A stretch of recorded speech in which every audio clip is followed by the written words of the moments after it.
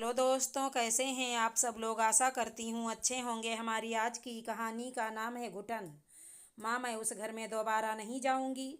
मुझे उस घर में दोबारा मत भेजो माँ। आप तो कम से कम मुझे समझने की कोशिश करो। दम घुटता है मेरा वहाँ।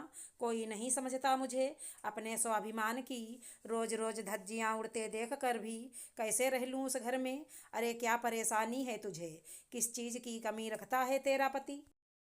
भूखा तो नहीं मार रहा ना तुझे। क्या भूख ही सब कुछ होती है माँ। मेरा मान सम्मान और स्वाभिमान क्या कोई मायने नहीं रखता। ऐसी रोटी किस काम की जिसमें सम्मान ना हो। दो अक्षर क्या पढ़ लिए हमको सिखा रही हो। क्या कमी है तेरे ससुराल में। रोटी रोटी होती है, जब भूख लगती है तभी खाई जाती है।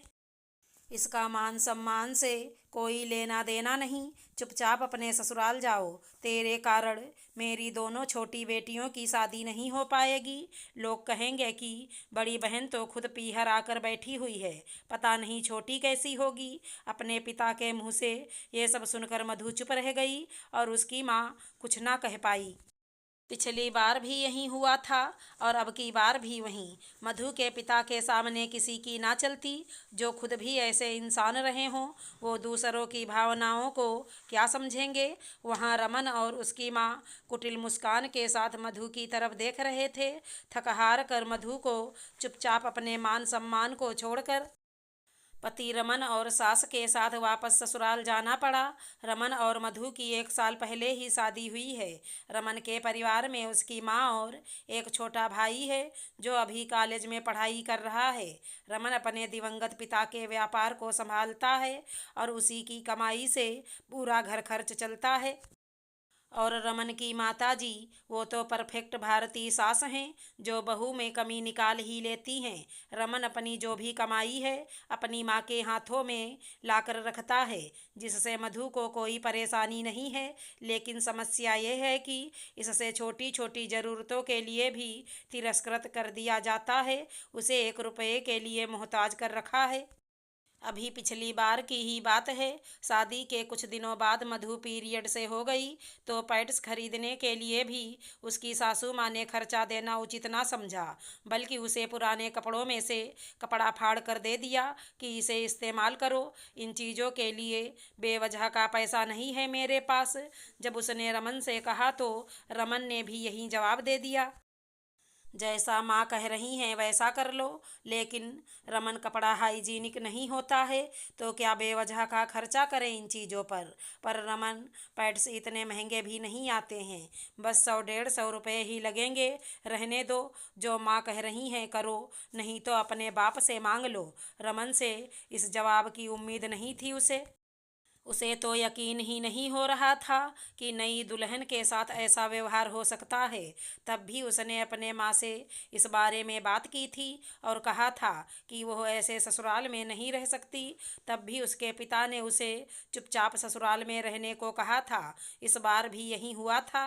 मधु की प्रेगनेंसी कन्फर्म हो गई थी।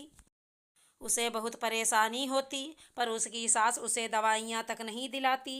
कहती कि ये सब तो बेवजह के चोचले हैं, हमने भी बच्चे पैदा किए हैं, लेकिन किसी हॉस्पिटल के चक्कर नहीं लगाए। इन सब पर बेवजह का खर्चा क्या करना।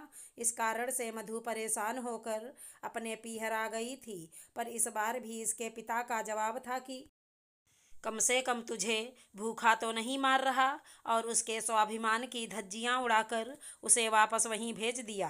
अब तो उसकी सास उसे और ज़्यादा परेशान करने लगी थी। सही भी है, जब माता पिता साथ नहीं देते तो ससुराल वालों को भी मौका मिल जाता है बोलने का।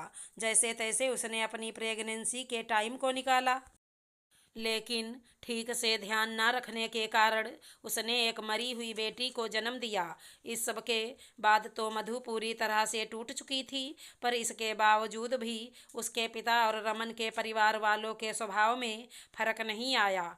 मधु को समझ ही नहीं आ रहा था कि उसे क्या करना है। वो बीमार रहने लगी थी।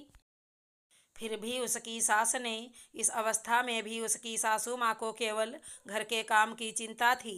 औरत होकर भी उसने बहू के दुख को नहीं समझा।